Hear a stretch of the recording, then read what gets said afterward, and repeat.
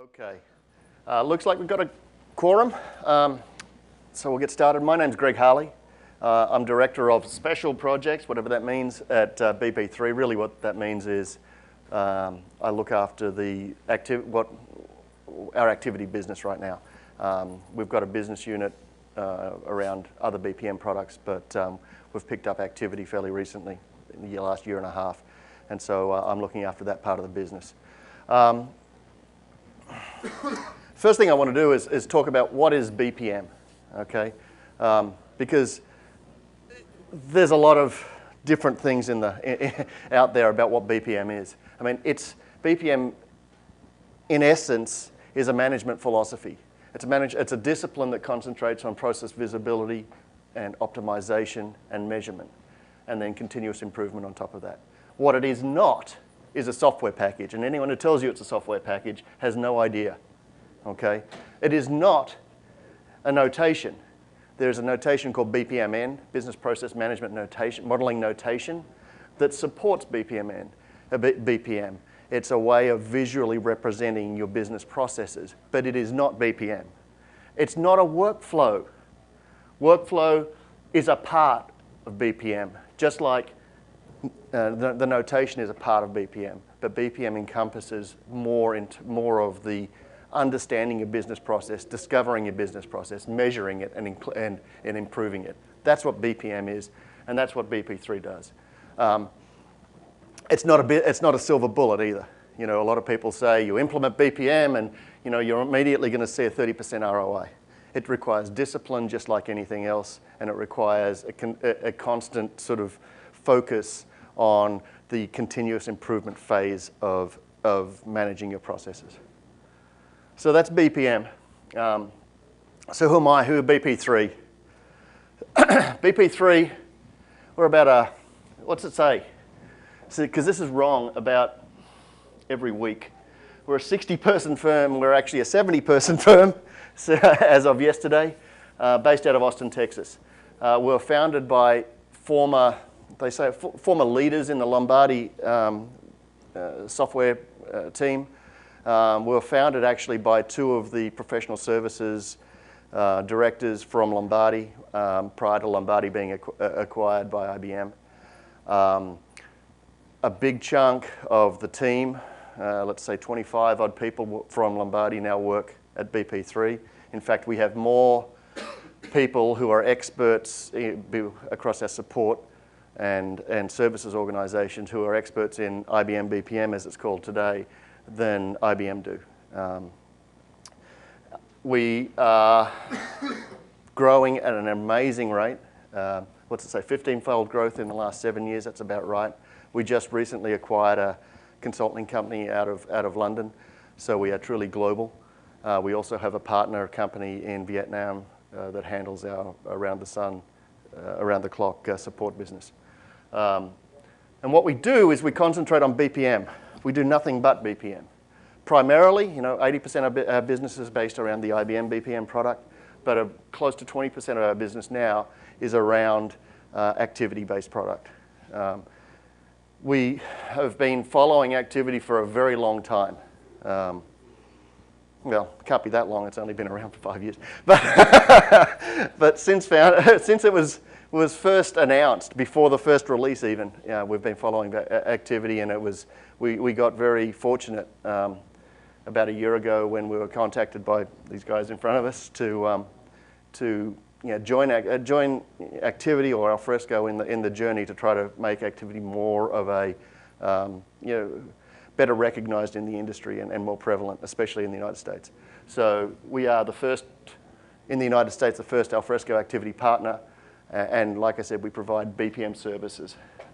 We invest in not just in activity. We've got people, Ryan Johnson here, who've contributed to the activity code base.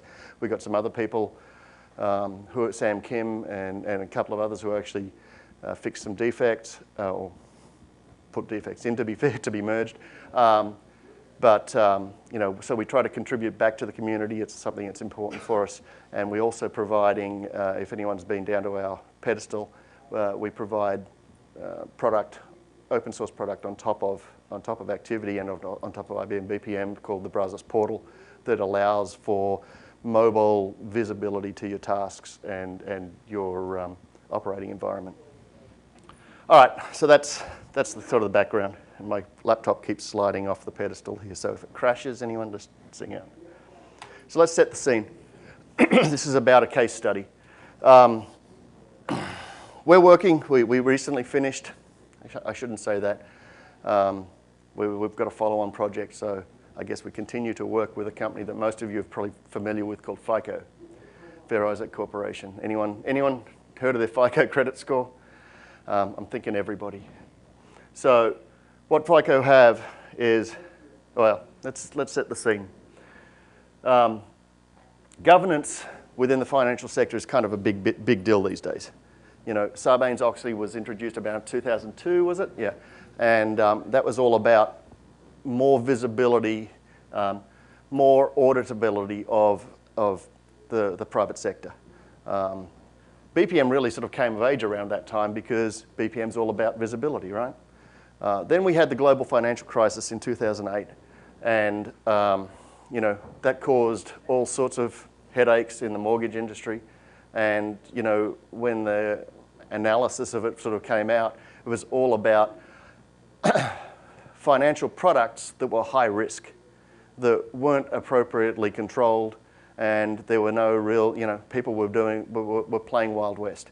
So as a result of that, in 2010, the Dodd-Frank Act was implemented, which was really the largest regulatory reform in the United States ever, larger than anything that was as a result of the Great Depression. Because of that, you know, people in the financial sector realize that, you know, they have to start controlling their products, just like everybody else has to control their own in manufacturing and other industries. So let's get into the meat and potatoes of this whole thing. FICO has a product called Model Central. Model Central allows you to construct the data around, construct and manage the data around financial products, financial models. So we're talking about risk models, business credit ratings, individual credit ratings, all of those sorts of things. Allow you to manage the data around those models across the entire life cycle of that development. And we're not talking about the Avengers here process. We're talking about processes that are, you know, critical to your product and your mission as a company, and can last over a year. Development of a financial model takes close to 15 months from when they start looking at building out demographics, start pulling data out of the accounts and the records to identify just what piece of the market they're trying to attack. So these are very long-running, very complex processes that require a very high level of governance and auditability. Model Central, you know, controls all of the data inside and around that. The biggest problem is Model Central lacked an embedded governance engine or an embedded process orchestration engine. And so let's say, you know, Model Central is used by a number of large banks who I'm not allowed to name, but one of the requirements is, that's terrific, we can manage our data, but how do I know who's seen that data? How can I verify that the right people have signed off on it? And, you know, whose neck can I choke if you know, something gets through and we get you know, audited, or we get questioned on the validity of that model. So, for example, somebody gets a credit rating they're not happy with, and they question it. How do I know that all the right things were done to make sure that this thing was built right? And so that was missing. So the business need was pretty simple. They needed to be able to understand the status of the model at any given moment. Obviously, within a bank, you're not running with one financial model. You've got a dozen of them going at a time. You've got things being modified. You've got regular updates consistently. We need to have a clear development of who is doing what at any given moment, and we need to understand what data is associated with that. Okay? So they looked around and selected Activiti as the process engine, because the other thing, and I didn't really put it up here, but they wanted an embedded solution. They didn't want, you know, they already had customers who were using SharePoint to manage their orchestration and Model Central to manage their data, but they still couldn't prove that the two were tied together. They couldn't prove that the right person saw the right thing at a particular moment because it wasn't in the same data set. And so it was important for them that the whole solution be embedded. And that's where Activiti, there were only two products that they were looking at, or two platforms they were looking at. There was JBPM and Activiti. Activiti was chosen because it had better support, essentially, in the US, was really what it came down to. Or maybe it was cheaper support, I'm not really sure, but one of those two things. Activiti is Java-based, it's very lightweight, and it was compatible with their existing architecture. And like I said, the main competitor was JBPM, and it was selected over top of that. But like I said, they wanted a fully embedded solution. And so this was the sort of the block diagram of Model Central. You know, you've got browser-based UI, you've got admin screens, you've got configuration and variables, you've got some alerting sitting in here, you've got all sorts of stuff, you've got a repository. Some of that is BPM. BPM is completely tied into this, okay? It wasn't sitting off to the side as an extra thing. They didn't want, you know, FICO sell this product to banks, to financial institutions. The last thing they wanted was when they sold this, they had to bring in some other company as part of the deal because there was a license to pay. They wanted something that they could sell on without having anyone else involved. They wanted to control the sale. They didn't want to muddy the water with, you know, another vendor. And so they built a fully embedded solution. The stack for the techies amongst you, Java. It was on the Eclipse Virgo stack, OSGI container, which introduced its own challenges. The database was Postgres, and please don't shoot me, any of you people from from Alfresco. Can I just like do this? Cross that over here. That was karma right there. Nuxio is the content store they were using. We had nothing to do with that. It was already being used as part of Model Central.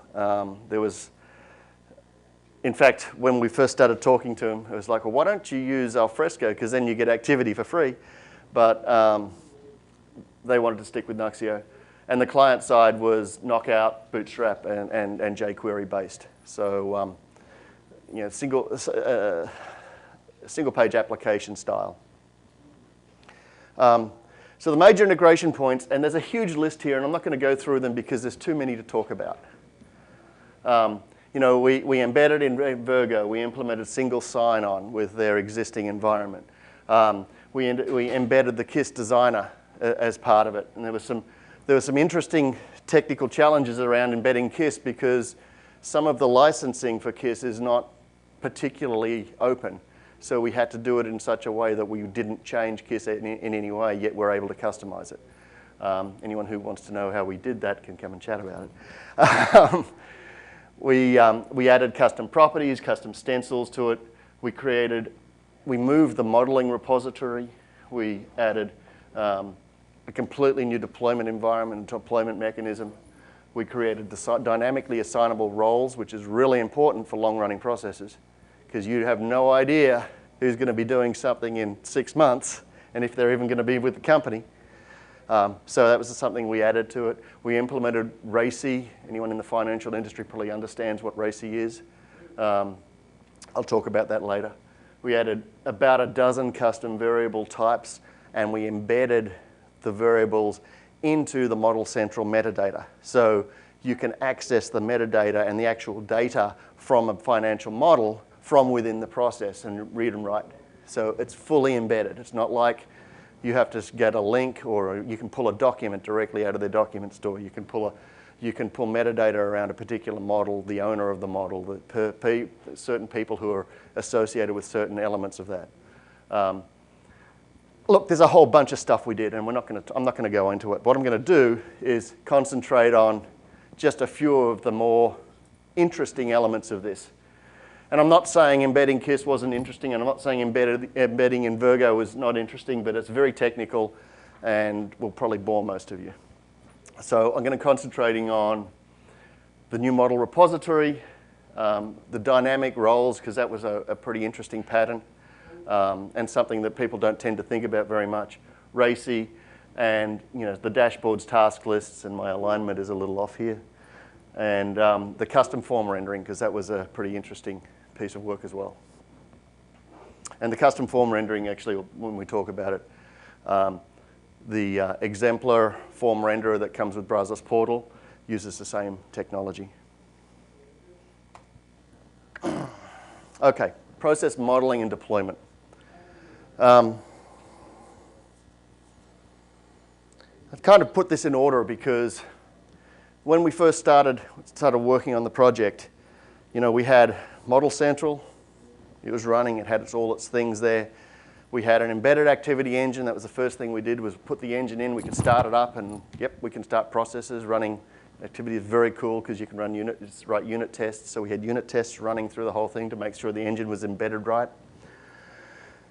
But we couldn't really do very much with it. So the first thing we had to do was, okay, let's build out an environment to model, embed a modeling environment, embed a repository that we can actually save those models to, hook that into Nuxio, that sort of thing. So that's what we did. The first thing was we have a new tab here called process authoring.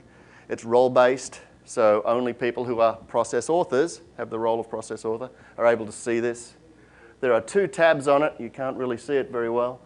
The process models, which are listed down the side here. Category is particularly important, and I'll talk about that in a bit. And we have task forms. So basically, task forms and process models are all saved inside the model repository.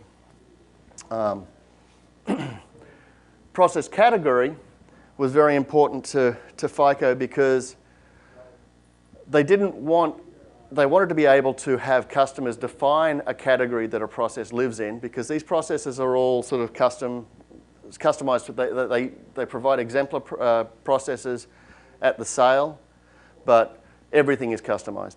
And so the process categories, they wanted to make sure that they could appropriately categorize and then display or make available processes to particular users. They didn't want everyone to be able to do everything. And so we use the process category, which is embedded inside the process definition diagram in BPM XML. But we also exposed it inside as a metadata element in Nuxio to be able to manage it. And so every time we would update the category, we can update the category from these areas from one of these menu elements over here, and that would actually write into the BPMN diagram. Update the category there.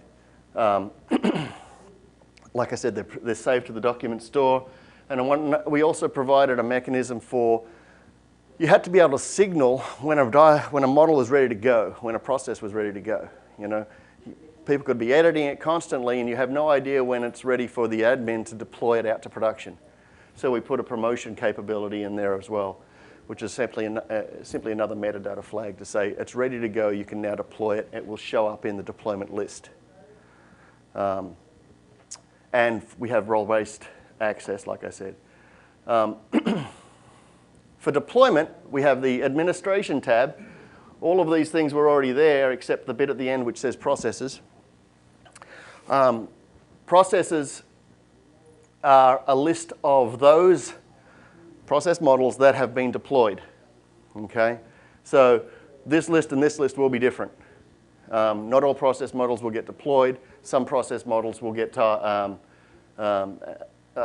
thing I didn't mention, one of the things we did here with the categories was we defined a system category for sub-processes so that we could have libraries. Sub-processes were not launchable, and so would be deployed separately. So here we've got the ability to actually send these processes out to the runtime environment. They go into the activity database, and we can update them or roll back. So if for some reason you've deployed a process and you find that there's a problem with it, it wasn't appropriately tested, we can roll back to the last known version. We deploy with we use the process key as opposed to the process ID for managing things, and then we actually physically change the process ID in the database to be able to manage the last version or the active version, so we don't have to worry about what version is active. It could be any one of those. The process key manages that. Okay, bit of detail that we probably didn't need to go into. So the other thing that happens is, at time of deployment, obviously the BPM gets, XML gets parsed, but we also tie in the forms. We parse it and look for all of the form keys that have been defined. All of our forms are reusable. So we'll look for all the form keys. They get tied in and deployed as resources. We look for sub-processes. They get deployed as resources. We look for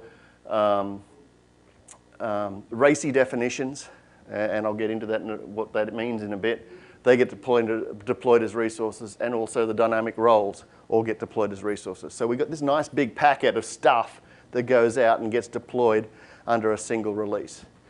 Kind of similar to the process app stuff that you guys are using now. So it's kind of funny that we're going in a similar direction there. But not exposed as process apps. That's a really good idea.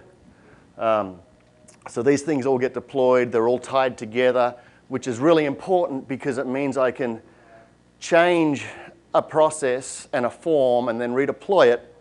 And everything, 12-month long processes, even the update, even the general issue type processes take, weeks to go through. So I'm going to potentially have 2 or 3 versions of the same process running in the system at any given moment. So I need to be able to make sure that they're all referencing the right thing. And so that's pretty important. That's why we use the resource mechanism, and it's very cool that Activiti provides that. So that's what we sort of did there. I better move on or else we're going to run out of time, because Ryan's looking at me saying, come on. Oh, and of course we embedded, I forgot to say, and of course we embedded the KISS modeler under the process authoring. We can either import BPM models, or we can, and no, we didn't change the color scheme, or we can create a new model which opens up the KISS editor. And again, we're using the KISS editor, but there's some, like I said, there's some licensing in there that doesn't make it very nice for on-selling if you modify it. So we didn't modify it. We actually injected JSON into the definitions when we brought up the modeler. So we got around that. The technical stuff, kind of talked a bit about it. The KISS overrides. We updated all of the REST services to talk to the model repository. We created a bunch of new REST APIs to manage the deployment and all those sorts of things. We use Jersey, not because I particularly like Jersey, but because the FICO developers were familiar with Jersey. So the nice thing is, it doesn't stop you from doing that. Activiti lets you do it. It uses RESTlets, terrific, and if you're comfortable with RESTlets, go ahead. But it doesn't break if you decide you want to use a different servlet framework. That is cool in of itself, okay? We added validators and things like that at the point in time. And I already talked about we magically suspend older versions at deployment so that we can manage rolling back. The RACI. Within the financial sector, RACI, responsible, accountable, consulted, and informed, is what it stands for.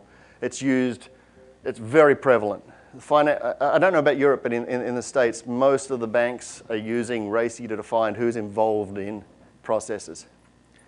And one of the requirements FICO had was we need to be able to define participants in our process using RACI. So we built a module, a set of modules that allow you to create a RACI map that parses, if we see here, it's hard to see, but we have a list of the tasks, of the user tasks within the process. We then have, and this is set up by the process modeler at modeling time and deployed with the process at runtime.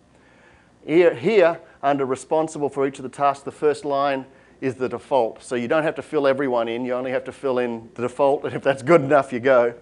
But most of the time, you'll have the default, and then you'll have special users or groups listed at key places around the process.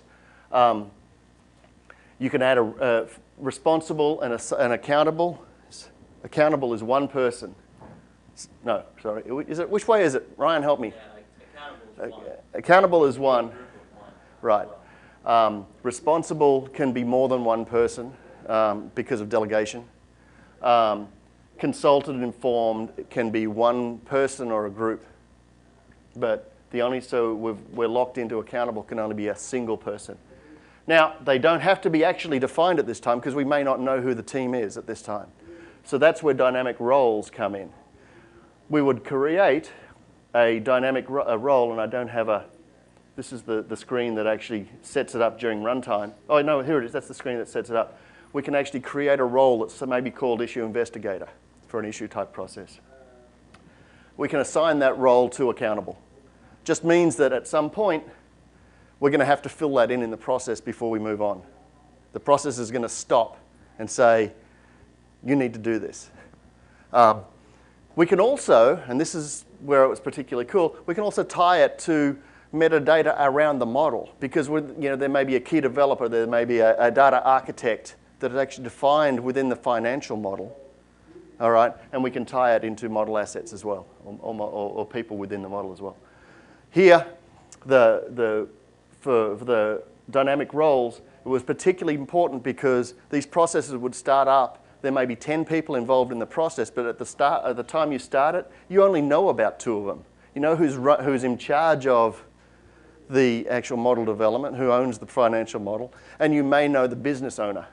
But you have no idea who's going to develop it. You have no idea who's going to do the data. You have no idea about any of this stuff. So we needed to be able to provide essentially hooks to identify who does that, without actually having a user assigned to it until they're needed. And the way we then handled that was having a pattern where at start off, when the process starts up, we would have a role assignment task that would be available to the owner of the model, the person who, not so much the initiator, but whoever owns the model. And as the task continues on, they will always have this role assignment. It's always there. It continues to be there. There's a piece missing from here. There should be a handler. So at the end, when the process completes, there's a boundary event that fires, kills that, the process is complete. So that's the sort of the design pattern that's used throughout. So is there like a timeout then on that assignment? Because if the guy doesn't want to do the assignment, then there's a timeout on the assignment on the task, and you can hard assign it to, say, the model owner or something like that. Yeah. So it's just a design pattern. The assignment task also has an event. It throws an event at the time that it's made, so that it tells all of these other things that that the role has been assigned to go and recheck that to allow the process to continue. I've updated my roles. We'll have a script task or a script listener in here that says, let's just check to make sure that the one I care about is done. Yes, this one's done. Off we go. If it's not, throws it back out and waits again. Okay. Really important for long-running processes that you have stuff like that. So I talked about most of this stuff. The roles are actually defined in JSON. They're packaged as a resource file. They're inserted at startup by a start listener. Okay, so they're actually inserted as a variable. The RACI is passed. It's inserted as a variable, so you have a role that's dynamic. Whenever it's updated in the form, in the role assignment form, we update the variable and then we inject it back into the process. It's backed by a custom variable type. It's an array, obviously, because it's JSON. And the process can only proceed when the required role is set. RACI, same thing, basically, but it's not dynamic. Integrated task list. So now, we can create models, we can model processes, we can assign people to those processes, and we can deploy them. So now we have to actually be able to run the thing. So again, fully embedded, we created a set of tabs under the dashboard that allow you to look at your tasks, allow you to manage your tasks, and allow you to look at the process history. You don't really see it in here. We have an embedded diagram viewer as well, so you can see, very similar to what you guys have got in the enterprise version. You can see where you are through the process. It was taken from an enhanced, a public project from GitHub that was out there. But we have a task list. We can see the task list allows you to do, one, it's integrated with the dashboard. It lists the processes, the tasks that are available to the user, but it also lists tasks available to groups that you're a member of. Okay, just like Activity. It supports delegation, it supports reassign, and it supports, if you're an admin, if you're appropriately configured, and allows you to run your task in an integrated fashion. Don't really see it here, but we also allow one of the requirements that came up recently. It wasn't in the GA release, it's in the subsequent release that we're working on, but one of the requirements was, for some of these tasks, I need to be able to, I'll bring up a task, but I need to be able to get back into Model Central and look at some data before I can fill it in. Or I need to be able to cut and paste some elements. And so what we've done is we've created a mechanism for you to be able to minimize that task off. You don't lose your work, it's still all there. Any of typing you've entered or any selections you've made, still all there. You can navigate around the system, do the research you need, bring that task back up and complete it. And we can have multiple tasks open at once. The use case for multiple really isn't there, but the use case for research seemed to be something that was pretty important. So that's something we implemented as well. We have the instance diagram so you can see where things are. And we have process history, which is kind of interesting. One of the things that, again, what's this whole project about? It's auditability. So we need to be able to show the variables that were updated, the documents that were uploaded, the versions of those documents that were uploaded, when they were uploaded, how often, everything that's happened in the system. This is very short, they can go very long. But from the process history tab, which is under here, under the process, for any process, you can, whether they're completed or still in flight, you can see all the things that have happened to every asset within that financial model. So immediately, and documents are linkable, versions of documents are linkable, you can compare the two and those sorts of things. So everything, you're very easily, and you can export that data. So you're very easily able to see exactly what's happened. If someone has a question, you can export it and send it off to them, or they can access it themselves. So that was really important as well.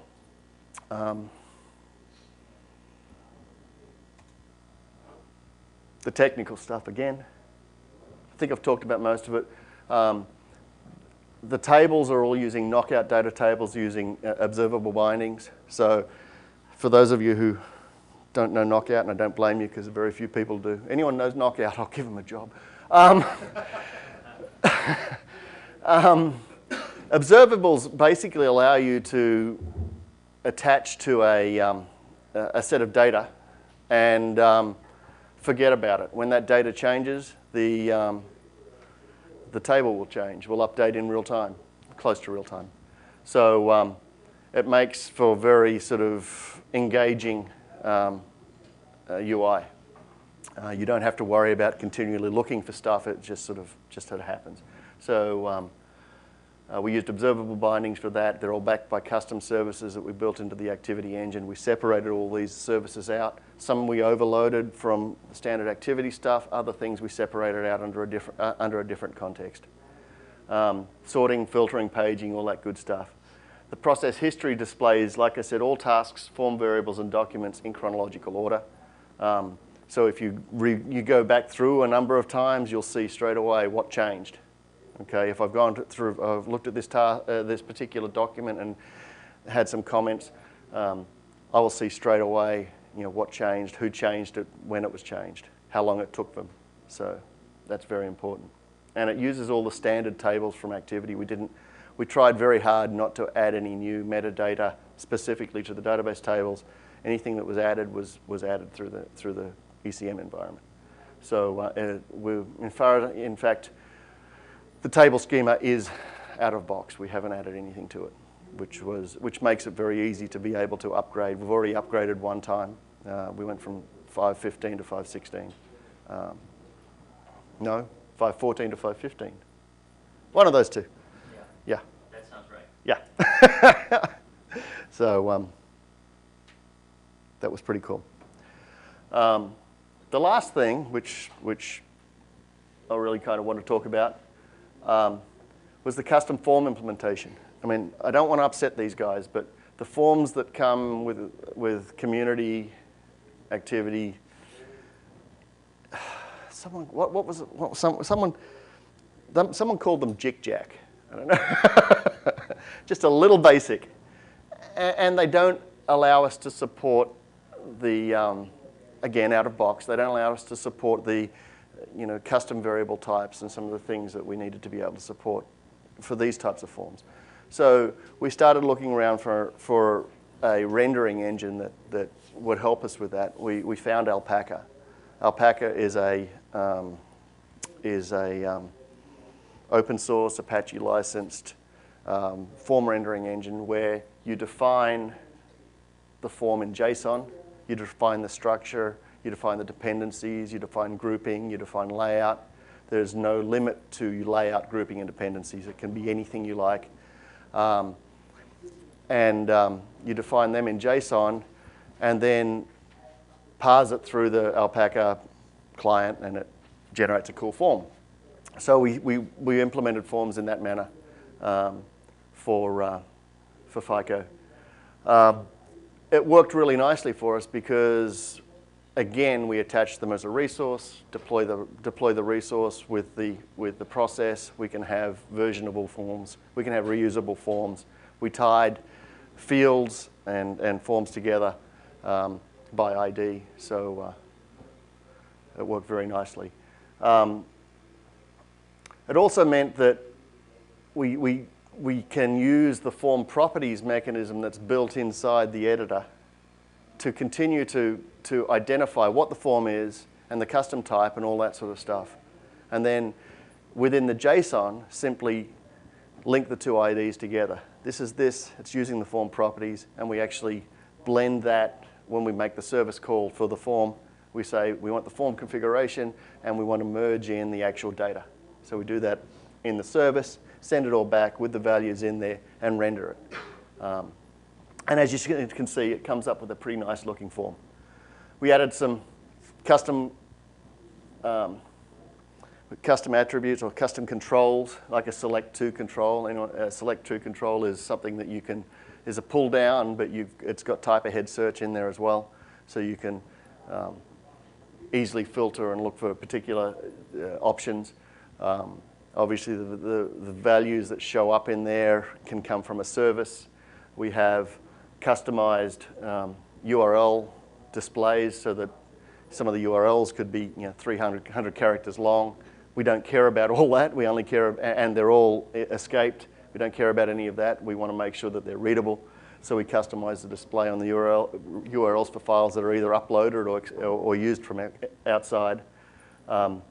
We used custom date, so we're using sort of the, I can't remember what the definition, but rather than saying a date is 21st of October, we'll say 5 days ago or that style of date because it's more user-friendly. We have comments with more or less view in them. So these are all custom controls that we added to the Alpaca scheme and are using, and as is the styling, which was all customized. I think I can, yeah, that's a bigger picture if you want to sort of see. And this is a real form that is part of the system. Custom forms can be used for kicking off the process, as well as for starting the process, as well as throughout the process itself. What have I missed? Back end is where the data is merged, supports custom templates, supports custom layouts, style injection, and we had a custom file upload to go straight into Nuxio as well. So it's sort of, again, fully embedded. You don't have to, you feel like you're running Model Central. You don't feel like you're running Pega and Model Central or SharePoint and Model Central. The timeline. We did a lot of stuff. We were first approached late January. In fact, I was skiing in Telluride when we first got the call from FICO, and I did my first demonstration from the bar in the hotel in Telluride. Obviously, it went really well because we commenced the project around mid-February. We started with just myself to sort of work out the scheme of things, and this is kind of how BP3 does things. We're not the guys who are going to send 30 people on site or put 30 people on a project and they stay there forever, and you have no idea what they're doing. We're gonna stage people in. We want to teach you how to fish. We don't want to fish for you forever. Okay, so and a big chunk of what we've done with FICO is work with their development team, with a small team of ours, between two and 4 people is all we've used in this entire thing. We delivered the first release, which actually goes live on Monday at the bank, not at FICO. It's been FICO for a long time doing testing, but the first customer is actually using this as of Monday. That release was delivered in 90 days. We then did a second release for GA 90 days later. In July, so it was February through May, June, July, so it was another 60 days after that. And then they've engaged 2 of us for their 5.1 release, which is going to be 1st of October. I've already got it up there. So very soon. And we're rolling off. Part of that was training their development team, making sure they're able to be self-sufficient. Obviously, we're going to try to get a support contract just so that they've got some backup. But we want to engage. We want to help them develop their requirement and let them go. Go on your own. We'll be there to back you up if you need, but we're not going to send 30 people in and sit them in your offices. So I think it was a pretty successful project. We've got some very good feedback. And it's just one use case for Activiti. This is just an embedded use case. There's plenty of others. The use case that the enterprise version guys have been presenting this week is another one where business users are able to work in the cloud. That's the thing that's so cool about Activiti. It's so flexible. You get the pieces you need. If you buy an IBM BPM, you get a mammoth of software and you use 30% of it maybe. With Activiti, you get the pieces you need, you get the integrations you need, you get the modules that you need, and that's all you use, which is what makes it so lightweight, and you can use it in your own environment. You don't have to, if you guys are an Oracle user, for example, and you go and buy IBM, then all of a sudden you have to buy WebSphere. You've got no choice, you have to. And now you've got to buy DB2. and that just makes it hard, okay? Activiti doesn't force you to do that, and that's what we like about it. Questions? Yes, sir. I'm sorry. Yes. Yep.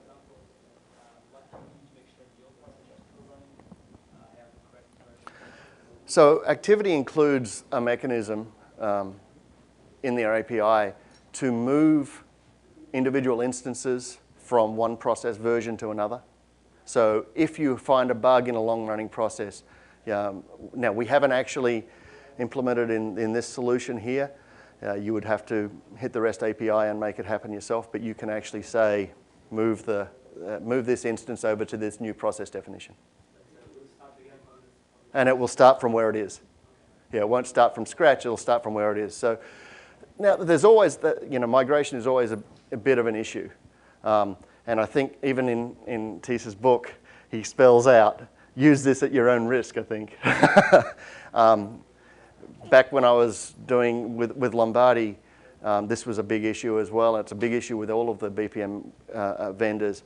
And so I actually I actually got a patent on a mechanism for migrating instances and determining where you have potential problems.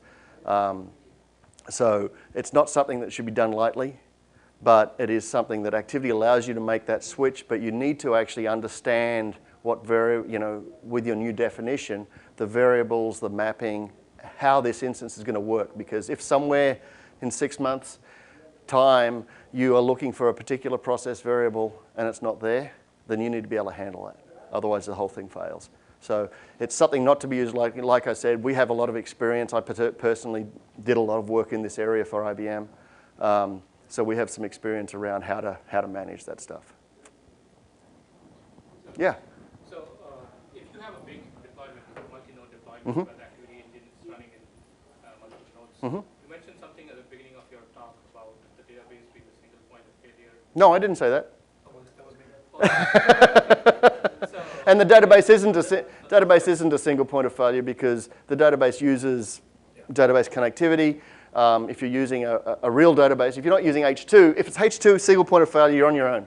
Okay, but if you're using a real database, an Oracle or Postgres or whatever, MySQL, they've all got backup capabilities, they've all got replication capabilities, and they've all got the capability of failing over. So it's not a single point of failure. And if you have a duplicated network, all right, so it has spanning tree algorithms so that your network is not a single point of failure.